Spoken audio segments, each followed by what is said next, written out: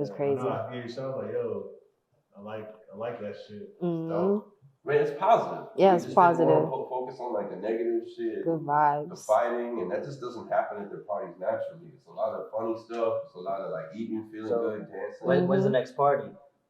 October 29th. Okay. That Saturday. Halloween party. Yeah. Spooky vibes. Hey, real quick, I want to give a shout out to DJ Knucklehead because he was one who was like, yo, I think you should have, Charm3r and Bitcoin on the show. Shout out to DJ Knucklehead. Shout out to Knucklehead for real. Because he tapped me in with somebody like, Knucklehead good people. Yeah, it was very good weird people. Too, I was like, I'm supposed to go on a podcast. I'm like, we're supposed to go on a podcast too. I was like, I think we're going on the same podcast. Yeah, it was very. It really was, and it was like, when is yours? Friday. It's weird. We've been in the same circle, and you don't even realize how much you're in the same circle. When we started putting together the show, it was like, who should we have? OG Curve. Well, I got a record with OG Curve, and I was like, well, what about this person? Called Zoe Brinks. She's like, you should put TK. You should. It's like, it's weird how the circle of artists down here are pretty small. The ones that are likable, the ones that aren't really out here doing real dirt, because that just catches up to them, all of them, And the ones who are out here just really grinding, really gaining their fan base, those are the people who are really interlocked. And you see it all the same shows, see it all the same events. They're all supporting each other equally, but there's always like this crab in the bucket feel from everybody else. And we just chose the people who are easily accessible and really grinding. Yeah, and for like this show, like we like to tell everybody. So we are a podcast where it's like we're all trying to be successful. We're all up and comers. We're all trying to put our business and our name out there. So like we gonna give that little guy a shot because we don't care about the followers and like it's the content and what you grind and how you right. yourself. So it's like y'all continue to do what y'all doing, like. And I know y'all gonna be successful. Like I said, I watch. Y'all see who watches your stories. Right. Check you out. Right. Like, you know who's. You know what I mean? Like people gonna hate on you, but they still gonna be watching. Yeah. But once they see the final product, they're gonna be like, oh man, I should have fucking. That's always how it happens. Yeah. It's the bandwagon thing. But you know what? I also don't blame people sometimes because, like, for instance, Chaos from Trumbone, dude's like my brother, right?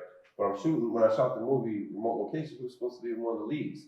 But everybody says they're gonna do something, but they never do it. Yeah. And that's why the people that we keep like, I tell them to do something at 3 o'clock in the morning. It's not like I'll get to it 3:30 in the morning. Like I'll have a completely green screen video done by them. You got to be able to work with people like that who are willing to just get on it, grind, and really be up on it. Why is it that you feel like why are you guys like so hungry to make it, I guess, in the industry? Because, you working as extras, your videography, your editing, going to every show, performing, doing your shows, you're hosting things, events where you're playing your music as well. People are learning your content, your lyrics and stuff like that. Like, what is your why behind it? Yeah, what's the drive? The drive you guys? I'd say in the most humble, respectable way, we deserve it. We put in work. You feel me? There's a lot that goes on day in and day out into what we do. People think it's all glitz and glamour and, we just make it look easy, but it's really not. And the thing is, we got people to feed. We got people that are looking up to us. I have 2 younger siblings. They look up to me. I'm like the second mom figure. So I do this for them. I do this for my family, future generations. And I just want this to blow. Sky high. Right. Well, with me, of course, family. Because, I done been through some hard times. Like, I even did time. And I did 3 years off of something that I didn't do. But, things happen. So I wasn't really stressing it. But I'm not mad at it because it brought out everything in me. I'm not even gonna lie to you. But realistically, to be real, it's fun. This is fun for me. I'm not even gonna lie to you. Like going up there, performing, having people spitting your own lyrics back at you. That's an enjoyable moment for me because it's like, especially with CP Hollywood, it's funny because I grew up listening to Shown on Deck. And it's like, I'm a dancer, so I be jerking all that. And then to find out that the guy who made the song I used to dance to a whole bunch of times in high school, middle school, all that, is the person who decided to come behind me. Mm-hmm. So it's just like, but yeah, it's literally just fun. And I had to teach myself, especially when I was doing time, that if anything, you got to motivate yourself. If you can't motivate yourself, then why would anybody want to motivate you? Mm-hmm. Basically, that's for me. Exactly. That's the part right there. And you know what's crazy too is like so they gotta work at, like she was saying, like they deserve it, and I agree. So there's two things that I think make people deserve it. One, just being a good person, moral, and then just sound morally. That just matters to me first more than anything. But then they got like the actual work ethic. Like people don't understand. Like I literally function daily off of like probably 3 hours of sleep. And I say that shit, and people say that shit, but I'm for real about that shit. You really call me. We text sometimes till like 4 o'clock in the morning, and then I'm up at 9 o'clock, 10 o'clock, because it means that much to me. I'm living in purpose, right? And they live in purpose, and that's the difference. Like I remember they called me. This is like 2 weeks ago, and after this show started airing out, they went to a video shoot, and it was the first time they saw the switch. Like, oh shit, people are starting to treat us a little differently. Mm-hmm. But I've been here before. I've been signed to 2 labels, I have a publishing deal. I know that switch. And I already knew this was going to come from them. And from the time I said I'm step in, I said it's going to take 6 months. 6 months from now, you're going to see a huge change. But what they're doing is enjoying the present. Because if it's always about, it's going to be fun when I get here, and then you get there. It's going to be fun when I get a Grammy, and it's going to be fun when I get my next one. It's never fun. Right. They live in present. Right. Yeah. That's what y'all are.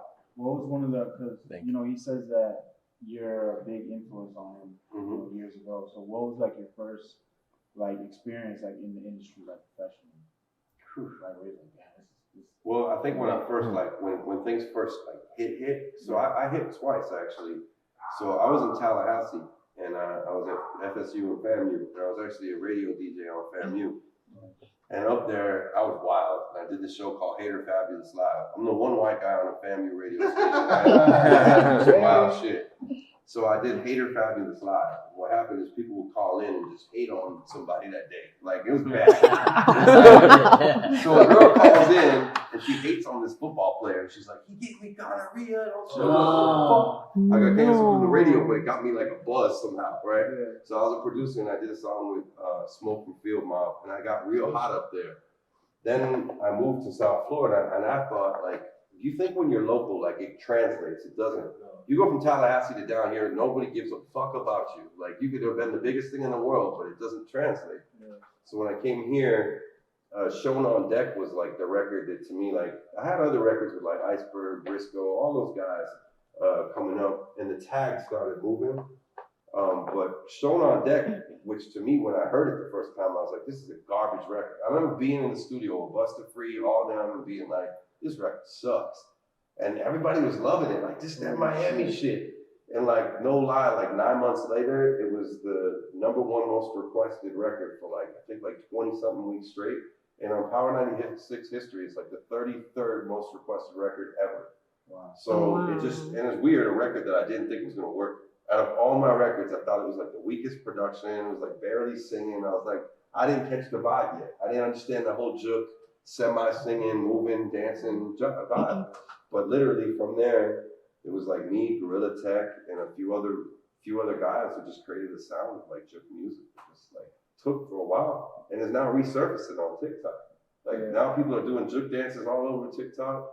I seen somebody posted a video and shared a video the other day, and Shown on Deck had like hundreds of thousands of shares. Like I was like, where the fuck did this come from? Wow. Yeah, same thing's happening with Chaos from Grind Mode. Like I'm So High. Mm-hmm. He's one of the members of the show too. We saw him perform the other night. Pull out the music, crowd of maybe 150 people know that song word by word. Sounded like thunder. A hit is a hit. That shit will be a hit for 30 years. That thing sounded like thunder. It was a legion out there. Yeah, it's still a hit, and you can play that tonight at any Lost Souls club. Take the lyrics out, and people love it. It's a feel-good song. Yeah. And they used to play that at Bullies all the time. Yeah. The Bullies? Yeah. And there was like a whole group of songs from that. It was like Wham That Thing. Yeah, that whole era. Came out with that. Then it started Wig. Wow. Mhm. That was Like, pre You're a fucking 2010. legend right now. That's crazy. Like that whole section of time was just. So, question: you produced all those songs? No, so myself and Gorilla Tech pretty much went back and forth with a lot of those records.